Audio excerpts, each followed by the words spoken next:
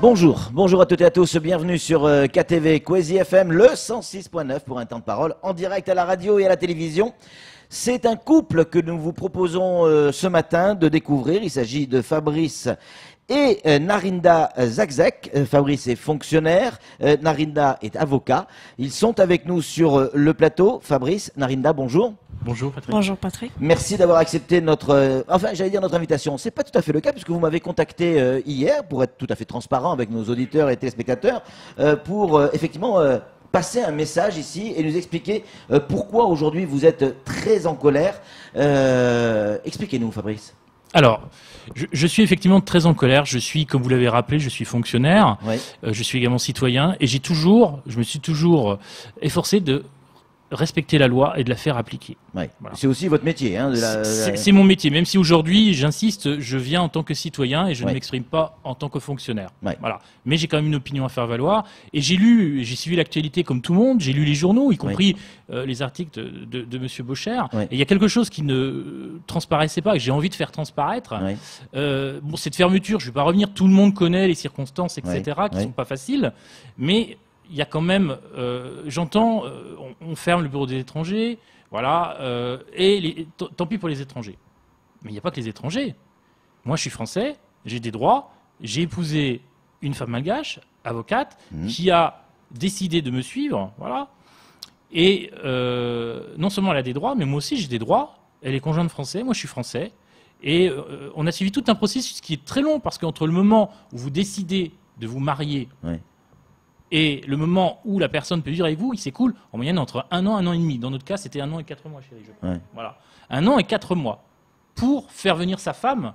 Voilà. Et il faut demander l'autorisation à l'État français pour épouser une étrangère. Et ma femme, qui est à Mayotte depuis 1 an, par la grâce ou par la faute de cette fermeture, se retrouve désormais en situation irrégulière. Narinda, vous êtes donc l'épouse de Fabrice. Depuis hier, vous êtes en situation irrégulière. Situation irrégulière depuis hier, car ton visa est expiré le dimanche. Donc là maintenant, je suis exposée à toute expulsion, je vais dire, par la PAF, et je peux être traînée à la maison de rétention à tout moment, parce que voilà, je ne peux pas ici, comme étant, je suis en situation irrégulière, ils ont tout à fait le droit de me faire arrêter. Alors, comment ça se vit au quotidien? Parce que vous êtes entré à Mayotte en situation régulière, là-dessus, il n'y a pas de souci. Fabrice nous l'a expliqué, on a compris aussi les raisons de votre arrivée ici à Mayotte. Hein, on rappelle, vous êtes avocat à Madagascar, vous avez tout quitté là-bas pour suivre votre mari par amour. Aujourd'hui, à la minute où on parle, vous êtes en France, en situation irrégulière. Comment vous le vivez au quotidien, là maintenant, là, depuis quelques heures, depuis que vous êtes en situation irrégulière? Comment ça se vit? Bon, alors, juste une petite précision au tout début. Donc voilà, je suis avocate inscrite au barreau de Madagascar. Mais à Mayotte, en France, je ne m'exerce pas en tant qu'avocate. C'est juste pour une précision au cas où. Bien sûr. Bon, alors, comment je vis ma situation? Bon, je vous avoue que maintenant, je suis vraiment tout le temps stressée déjà. Stressée parce que là, moi, je ne supporte pas la situation d'irrégularité. Vous savez, moi, je suis une femme de loi. Moi, je ne supporte pas tout ce qui est illégal. Donc là, par ironie du sort, je suis avocate et là, je me retrouve en situation qui n'est pas conforme à la loi, quoi. Ça me dérange, ça me mine le moral. Et puis après, il y a aussi ma situation, ma vie privée. Donc, à tout moment, je peux être séparée de mon mari parce que je serai expulsée. Et puis aussi, à tout moment, mon employeur peut résilier mon contrat de travail. Maintenant, oui, je travaille ici à Mayotte dans une association qui œuvre dans le social, qui d'ailleurs prend parti pour le développement de Mayotte. Et donc voilà, dans cette association, on aide les gens d'ici, les Mahorais aussi, les étrangers. Mais quand vous nous expliquez votre histoire, on se dit, mais bon, cette histoire de reconduite à la frontière et donc de réouverture de la préfecture, ça va s'arranger. C'est une histoire de encore quelques jours, on espère en tout cas. Est-ce que,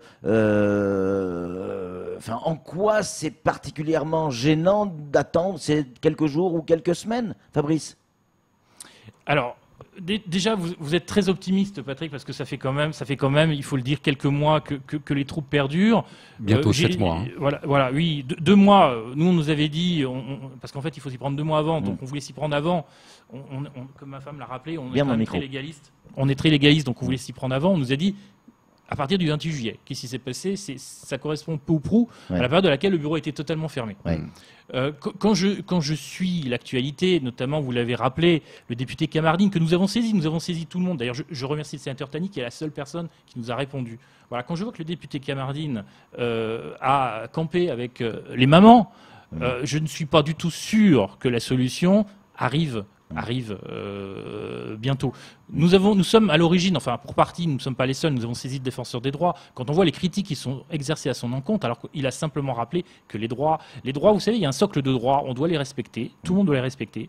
Voilà, que ce soit les associations, que ce soit les élus, que ce soit aussi le préfet. Voilà. Et aujourd'hui, sur cette île, ce n'est pas le cas.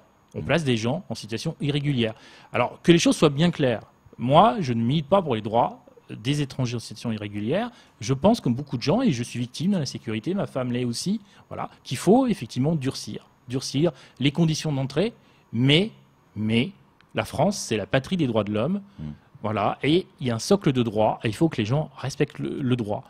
Ma femme peut perdre son travail, c'est un fait. Elle peut être expulsée, même si le risque est, on en conviendra, minime. Mais comment peut-on aujourd'hui, en 2018, alors que la France se tape sur la poitrine d'être toujours à la pointe du respect des droits, signe des conventions internationales, alors que sur un département français, parce que je rappelle que Mayotte est un département français, moi j'entends souvent Mayotte. Mayotte est un département français où les lois républicaines s'appliquent. Voilà. À qui vous en voulez aujourd'hui, Fabrice? Moi, j'en veux à personne. Je veux juste faire passer un message. Voilà, c'est qu'aujourd'hui, il y a des gens qui sont censés prendre des décisions, qui sont payés pour ça.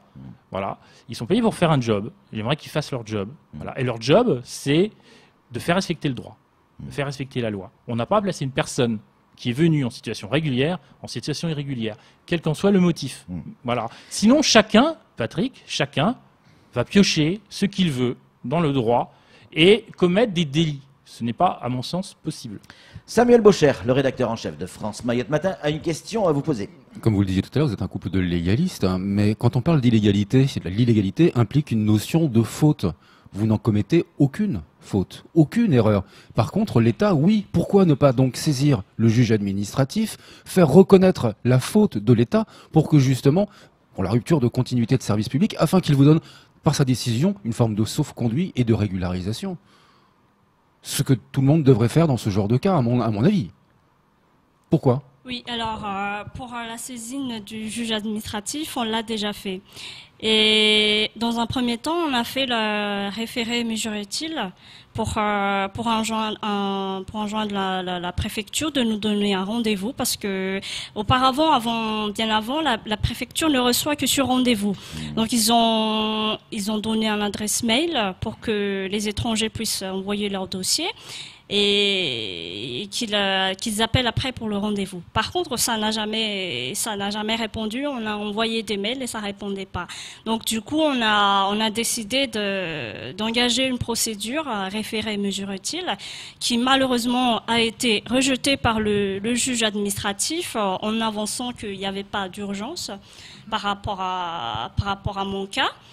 Et là, lundi, on a déposé une référé liberté pour que vraiment on ressort le fait qu'il y a vraiment une liberté fondamentale qui est atteinte, c'est-à-dire la liberté d'aller et venir, la liberté d'avoir le droit d'avoir une vie familiale normale et puis après le droit au travail.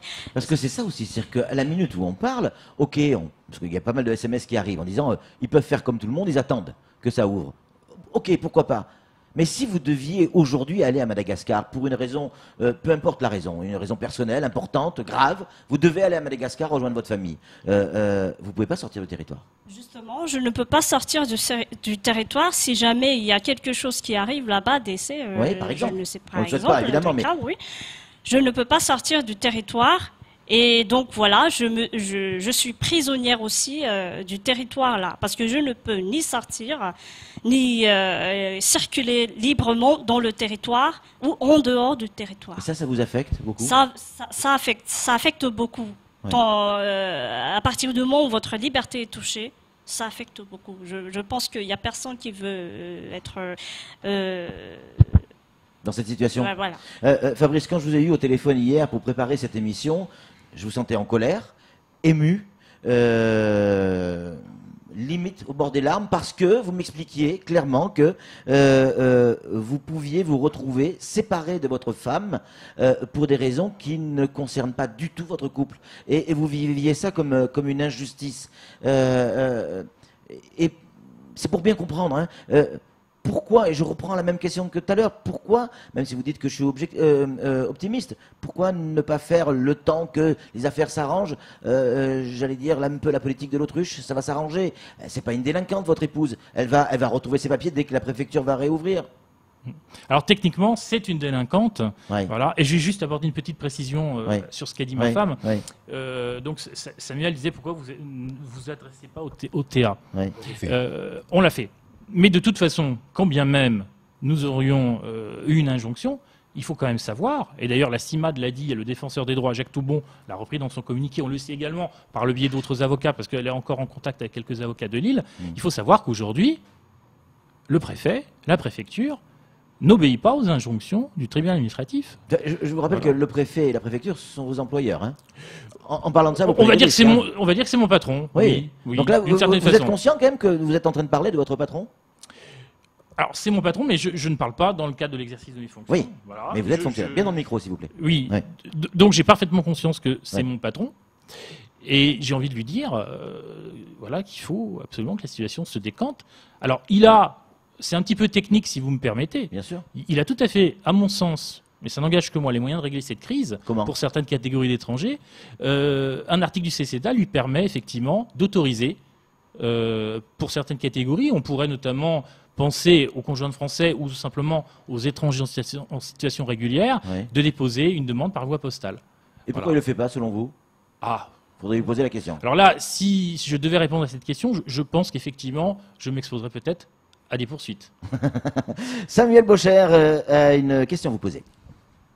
Vous avez vraiment le sentiment que si vous êtes dans la rue aujourd'hui, vous sortez de ce plateau, vous vous faites contrôler votre identité, vous allez être reconduite à la frontière, même en expliquant votre situation, en disant que vous avez le sentiment que ça peut vous arriver?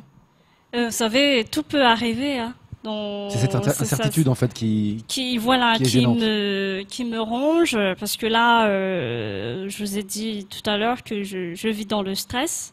Et moi, j'ai pas eu cette habitude de vivre au fait dans l'illégalité, dans une situation qui n'est pas conforme à la loi. Donc du coup, c'est la première fois que je me retrouve dedans, et je ne sais pas ce qui m'attend dedans d'ailleurs. Je ne sais pas, j'ai peur. Quand vous êtes venu ici avec votre mari, vous êtes donc venu en France, vous attendiez un jour à vous retrouver dans cette situation? C'est-à-dire, Alors, pour reprendre, pardon, l'expression de votre mari, de vous retrouver dans la peau d'une délinquante. Voilà. Je ne m'attendais vraiment pas à être dans une situation pareille. Ouais. Et c'était hier ou quoi, je lui ai dit, si je savais que je vais finir comme ça, j'aurais pas quitté mon pays. J'aurais pas quitté mon pays parce que là, quand j'étais partie de là-bas, j'étais en situation régulière. Je suis venue ici à Mayotte au vu et au su de l'administration. J'ai descendu de l'avion, on m'avait fouillé, on a regardé, vérifié mon passeport, tampon, Visa. hop, voilà et tout. Je suis entrée. Je suis pas venue en quoi ça, entraînée par le vent vers Mayotte. Mais non. Je suis entrée par l'aéroport, donc je pense que c'est vraiment pas, c'est injuste en fait je suis désolée. On comprend cette émotion. Fabrice, quand vous entendez votre épouse dans cet état, là vous vous dites quoi? Que vous êtes en partie, malgré vous, responsable de cette situation? Ou pas du tout?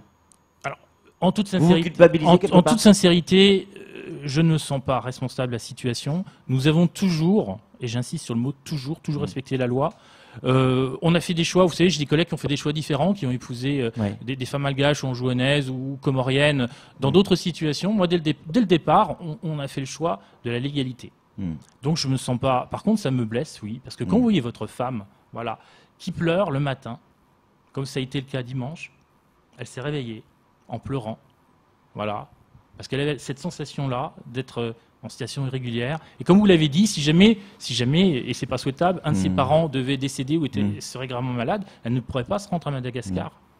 C'est quand même une grave atteinte aux libertés, c'est une atteinte aux libertés fondamentales. Narinda, qu'est-ce que vous avez envie de dire aujourd'hui au préfet? Qu'est-ce que vous avez envie de dire à ces Mahorais qui aujourd'hui bloquent le bureau des étrangers de la préfecture? Qu'est-ce que vous avez envie de leur dire? Vous comprenez leur combat? Vous êtes d'accord avec eux? Vous n'êtes pas d'accord? Vous avez envie de quoi? Qu'est-ce que vous avez envie de leur dire? Oui, bon, voilà le message que je vais adresser au préfet et à ces mamans qui bloquent la préfecture. Je voudrais juste vous dire que là, derrière ce combat, il y a des victimes collatérales. Oui. Il y a des gens qui sont en situation régulière et qui sont désormais finissent en situation irrégulière à cause de cette gel de la préfecture. Donc pour votre combat contre l'immigration clandestine à Mayotte, oui, c'est un combat. Vous comprenez? Oui, je comprends parfement. Parce que là, c'est vrai que Mayotte, à Madagascar, dans les années 70, oui, effectivement, oui. Contre les Comoriens, du reste, voilà, oui, c'était dans l'ouest de Madagascar, à Majanga. Et puis je comprends vraiment ce combat, sauf que il faut le faire dans le cadre de la loi. C'est-à-dire que il faut aussi voir le droit des gens qui sont vraiment qui ont tout à fait eux aussi leur liberté. Donc il faut juste le cadrer par rapport à la loi.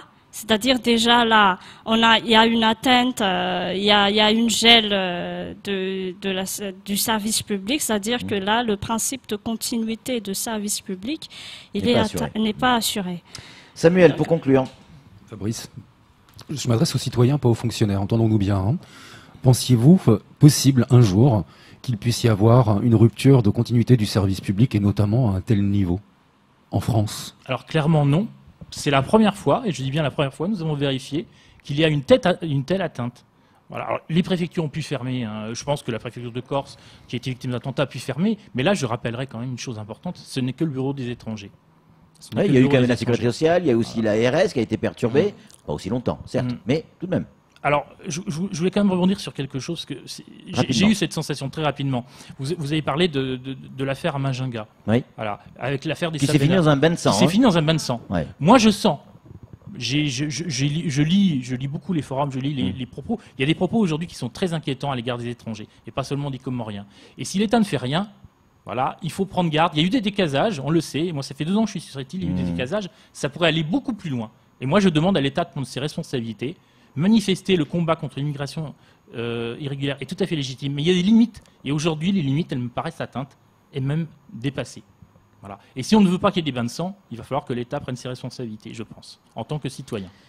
On a bien noté votre message. Merci beaucoup Fabrice. Merci Narinda d'être venu sur ce plateau. Vous êtes sur ce plateau à votre demande. Hein. On le rappelle parce que effectivement la justice est parfois compliquée à comprendre en termes de liberté d'expression et de liberté de la presse. C'est tout pour ce temps de parole. Tout de suite, la suite de nos programmes.